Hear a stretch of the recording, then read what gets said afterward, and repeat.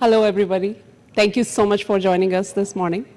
As you probably already know that private equity firms and many companies have a lot of free cash right now. So, and with the Fed interest rates being so low, which are expected to go high, they want to invest. And we are seeing a lot of mergers and acquisition activities going on. Mergers and acquisitions, if I look at end-to-end, it usually takes from 6 months to 2 years or maybe more. And with the new privacy laws coming up with GDPR, CCPA, and others kicking in as well, security and data privacy are one of the key components of most of the M&A transactions, or should be. So today I will be talking about just the cybersecurity due diligence part of it in my presentation. To get us started, I will just, since I only have 20 minutes, you can go to my LinkedIn profile to take a look at my past experience, but currently I'm a CISO of Portland Community College. I have worked at Nike right before my current position, where I did focus on mergers and acquisitions just a slight bit, and I got involved later in the game, but I cannot discuss any details about those transactions just because of the signed NDAs. So you can connect with me on LinkedIn or Twitter or send me an email if you have any additional questions after this presentation. Then agenda-wise, we will be looking at introduction to M&A, the definitions and what are the key objectives, the types and the end-to-end business process involved in merger and acquisition, as well as what is the importance of cybersecurity in M&A transactions, and what are the common cybersecurity due diligence challenges which we face, and the risks associated with cybersecurity in M&A, and what are the step-by-step process to perform due diligence. So most of you probably already know what the definitions are, but just for the starters, the mergers, when we talk about the definition, it's a consolidation or combination of two or more entities to form a single legal entity.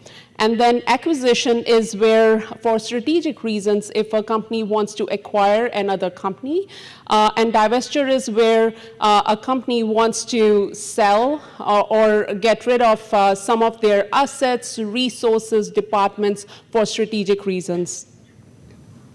Then objectives of M&A, and I just wanted to say that since I only have 20 minutes, I am only going to be touching the surface of it. The objectives are where some of the objectives are, financial security, or if you want to eliminate the competition in a particular space you are in, or you want to have a positive synergy effect in relation to revenue generating ability. And if you want to have a strong market power or a stronger market share, if you want to have a better brand, as well as if you want to diversify your products in new geographies or in new market sectors.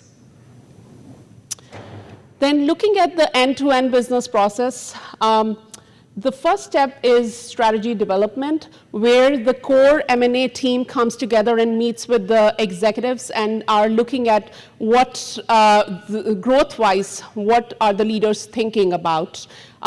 And based on that, they decide whether they want to go for a horizontal merger, that is, they want to acquire a competitor, or they want to go for a vertical merger, where it's not a direct competitor, but they want to get into a new area of expertise, or they want to go for market expansion, that is, that they are trying to move into new market or new geo, or they want to go for a new product segment. That is that if you want to, if you want to provide a new product to your own customer base. So all that gets decided in strategy development.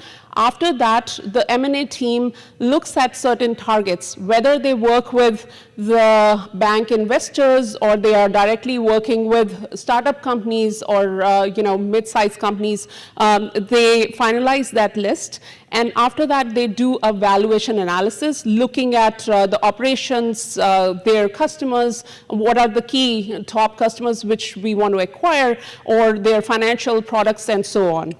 After that, they get into the negotiations phase, where the initial offer is made. In that offer, the initial terms and a process is discussed, and there is some level of negotiation which happens. After that, there is a letter of intent which is issued. As soon as the letter of intent is issued, most of the times at that time, cybersecurity leaders get involved in the mergers and acquisition transactions with respect to due diligence. And due diligence is the step which is very time consuming, where you look at most of the things which you can look at, because sometimes the target company might not share everything with you, but you try to do your best. Once you have identified certain risks or certain gaps, after that you get to the deal closer, where the company decides whether they want to go ahead with the transaction or not, or whether they want to include certain terms and conditions where, so for example, if there is a cybersecurity risk, whether you want them to close it, whether you want them to remediate it, or you want to negotiate on the price. After that, you get into the integration phase, where you are merging the two entities, and then you want to make sure that you are compliant for regulatory requirements post-merger. So an example would be if, let's say, you don't have any medical equipment in your, as part of your portfolio, and if you acquire a company which has medical devices, now you need to be HIPAA compliant. So you need to take a look at all that as well. And then it's business as usual. But in business as usual as well, you need to continue to monitor for any attacks or any malicious activity. Then the strategy from information security point of view, our goal is to make sure that we enable the business. We want to make sure that they are successful, their strategy, their M&A strategy, that they are able to meet it. So we try to identify the information security risks as part of this deal. And our job is also to provide guidance on how to reduce these risks, and also identify what are the one-time costs to remediate a particular risk, or you need ongoing costs, whether it is to reduce risks or whether it is to maintain a particular service. Then common due diligence challenges are, the first one is where we as security leaders, we are included into these kind of transactions at a very later stage, where we don't even have that much time to perform the full cybersecurity due diligence. And we don't, most of the companies, they don't have set processes. They don't have playbooks, defined playbooks, so that they could, look at those and just follow the process and just optimize those playbooks as they go through new transactions. Then, as we are already dealing with skills shortage in our industry already, there is a specific skill shortage with regards to folks who do not understand business and M&A transactions and technology, like business and technology as part of M&A transactions. So there was a survey which was done where we came to know that 64% of companies, they believe that they are not given enough time to perform the due diligence during these transactions, and there are 63% companies who said that they have lack of skills. So you can imagine, that we are not doing a good job. Most of the organizations are not doing a good job in this space. So some of the risks, and there is a huge list around cybersecurity risks, but the top risks are insider threat, where there is a disgruntled employee who came to know about this deal going on. Let's say there was a media disclosure. At that time, they decided they were not sure whether their job will stay. They just took the IP information and just walked out the door. Or they did some stupid thing with regards to causing a data breach. Then the existing hygiene of the target company, they might be coming up with their own set of vulnerabilities and so on. So you need to consider that as well. Because if you acquire certain targets with poor cyber hygiene, or they already have an active data breach going on, it can lead to a mistrust with your customers, and you might end up losing your customer base. Then, as I mentioned earlier, that you have to think about what new regulations you need to follow as well. And most of the times, the companies, they forget to see what new regulatory requirements they need to meet. So one of the case studies which I will take is quickly, it's M&A between Marriott and Starwood Hotels, where Marriott bought Starbucks in a $13 billion deal in 2015, where they did not do a thorough due diligence, and they did not realize that Starwood already had hackers in their systems. And so there were, some of the lessons which were learned from this. I will like to share with you. So for 3 years, Starwood hackers, they remained undetected, right? So the lesson which we learn from this for merger and M&A transactions is that we need to perform thorough due diligence of the security controls, and we also need to perform compromise assessments to see if there is an active breach. Then next one was where the security team either left or were laid off shortly after the acquisition.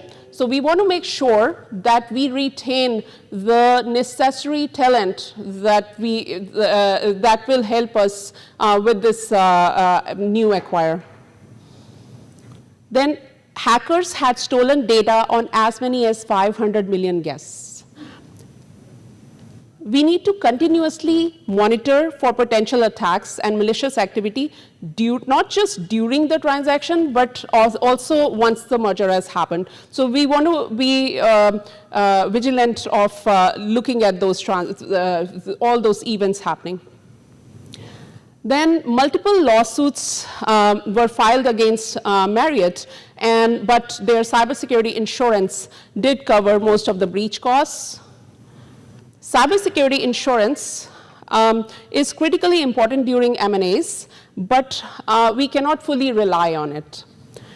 I know I only have 5 more minutes, so I'll just quickly pass through the next few slides. So then what are the due diligence steps we need to make sure that we take during these transactions? The first one is that we want to make sure that we connect with our information security insurance folks, and we tell them about this M&A deal happening, and we prepare them for that. And we want to make sure that in our policy, we are covered for any M&A related security risks. We also need to not just assess our own insurance policy, we also need to take a look at target's insurance policy as well. Then second is third-party assessor, where most of the times when you are asking for data from target companies, they would not want to share that with their potential buyer. So you can hire a third-party assessor who can help you in various different areas, because if you're dealing with inadequate in-house security expertise, as well as if you have very short time to do this transaction, they can help you do that assessment quickly. Then third is where you do discovery and you manage the workflows. You start asking, when you do third-party assessments, you have this questionnaire which you send to the vendor. You have similar questionnaire, but more in detail. So you can send that to them. You need to track all the workflows. You need to make sure that they share everything with you so that you can do your assessment. Then you also focus on, as a fourth step, you focus on compromise assessment. You take a look at their detection, monitoring, detection, and response capability, and assess the effectiveness of that.